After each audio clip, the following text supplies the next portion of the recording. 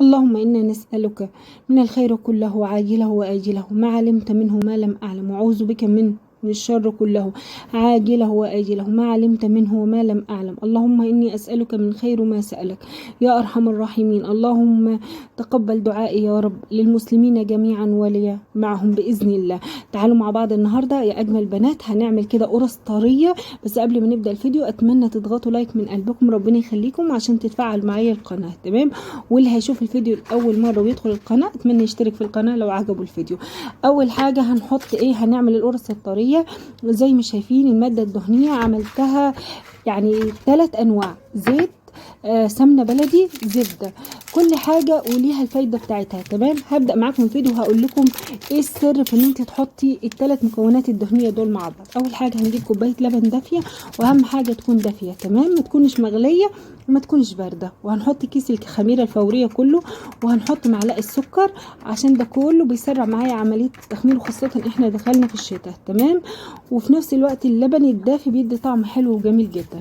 هنجيب المقدار الدقيق اللي معاكي ده، انا ما اقدرش اتحكم فيه على حسب العجينه ما بتلم معاكي، ما اقدرش اقول لك كوبايه ولا كوبايتين، هو مش بديفور ولا كيكه، بس اللي اقدر اقوله لك الكميه دي تقريبا كيلو ونص. تمام؟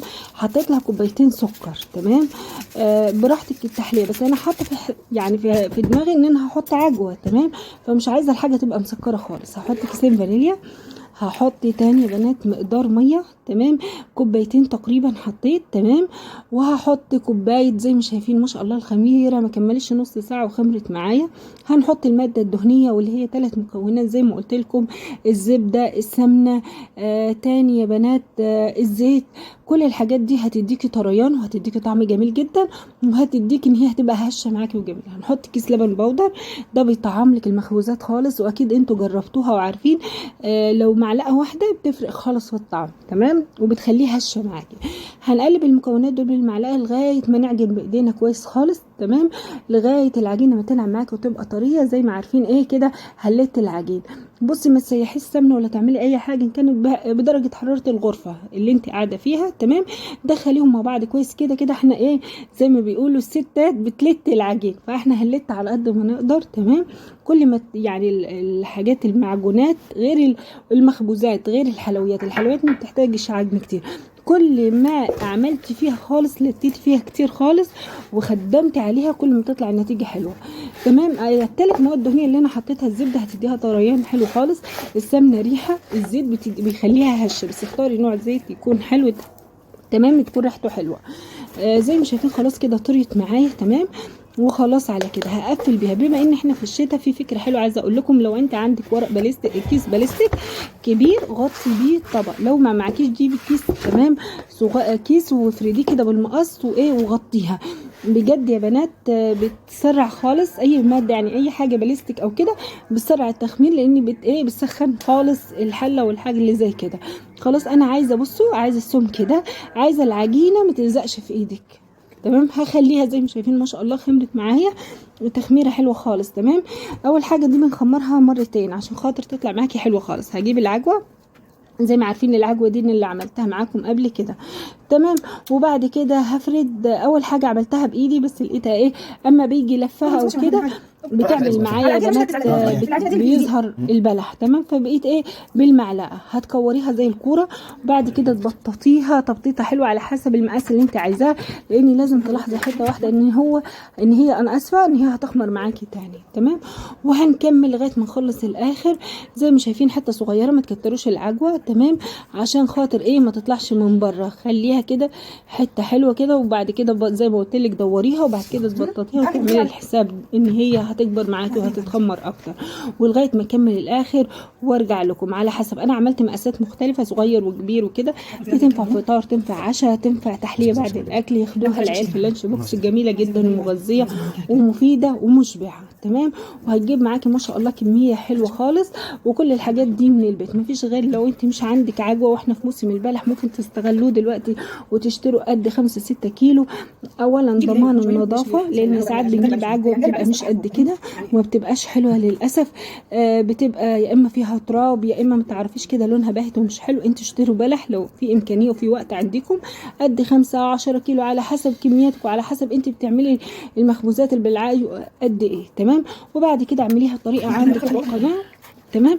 وخليها واعمليها لاولادك كده مثلا كل مره كده، تفضي في الاسبوع مره وتحطيها في التلاجة، وقبل مثلا ما تديها لهم فطار ولا ياخدوها معاهم في اللانش بوكس، طلعيها من الفريزر قبلها بساعتين 3 هتفك كانها طازه. وحاجه حلوه بصراحه وجميله جدا. هلفها زي ما شايفين كده. اهم حاجه تخلي السمك مش يعني مش خفيف، عشان خاطر لما تيجي تدوريها وتيجي تبططيها ما تطلعش منك العجوه من بره. وزي ما شايفين حطيت لها المكونات كلها من البيت، مفيش ولا اي حاجه جبتها من بره.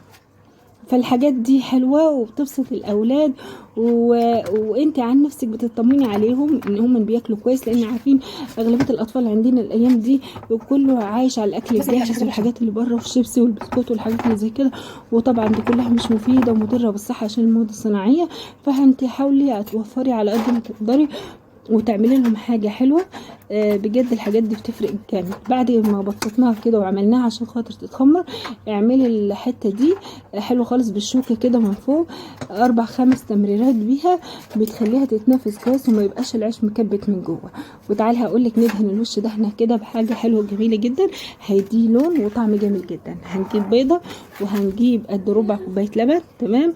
وهنجيب كيس فانيليا عشان ريحه البيض زي ما عارفين ما بنستحملهوش، هيخلي لك وش القرص اصفر خالص، تمام. وطعم كده وحلو وريحته حلوه خالص، ريحه اللبن وريحه البيض مع الفانيليا حاجه روعه. وتحاولي ما تنقطيش كتير، انا همسحه بعد كده عشان ده ان هو هيحرق معاكي للاسف القرص. فعشان كده حاولي ما يبقاش البيض زي ما شايفين مطرطش معاكي على الصواني والحاجات اللي زي كده.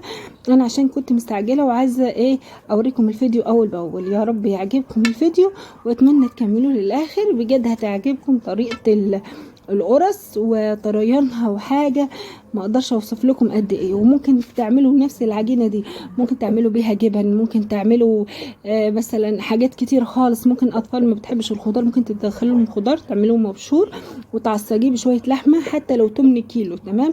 لان المخبوزات دي ما بتاخدش يعني كميه عصاج او شوكولاته او مثلا عجوه كتير خالص، بتبقى قد معلقه صغيره خالص. وتجددي لاولادك وتوفري حاجه جميله جدا. تعالوا بعد ما دهنا الدهنه الحلوه خالص هقول لكم نحط شويه سمسم كده، وما تكتريش السمسم، اهم حاجه تحط الكميه حلوه عشان يثبت. وتعالوا بقى على الجمال كله، والله ما اقدر اوصف لكم. ده طلعت نص الكميه وبعد كده طلعت تاني، حاجه طريان وحاجه جميله بالله عليكم، احلى من اللي من بره على الاقل ضمن النظافه. وبعد كده تحس اللي من بره ده عامل وتحسوه والله يعني والله ما بكذب ولا يعني عشان انا بشكر في حاجتي ولا حاجه، ده بالعكس في ستات بيوت افضل منه مليون مره، تمام. بس تحسها كده خفيفه ومش مشبعه. لكن انت هتدي بنتك او ابنك قطعه واحده بس من دي، صدقيني والله تشبعوا ساعتين و3، لاني حاطه ماده دسمه وحاطه اللبن البلدي النظيف الحلو الجميل والدقيق على ايديكي وكل حاجه، والعجوه الحلوه الجميله جدا اللي انت عاملاها بايديكي كده، بتقدمي لهم انت بتديهم طاقه وفي نفس الوقت بتفرحيهم بحاجه حلوه. ان هم الاطفال بيحبوا الحلويات عشان بتديهم طاقه ان هم بيلعبوا، وفي نفس الوقت انت بتحببيهم في اكل البيت. فاتمنى انا ان انتوا تجربوا وانا بعمل معاكم، ونعمل مع بعض حاجات زي كده نفرح بيها اولادنا ونبسطهم، وفي نفس الوقت بتوفري وتجيبي لهم حاجات في البيت هم يعني يستفادوا بيها اكتر.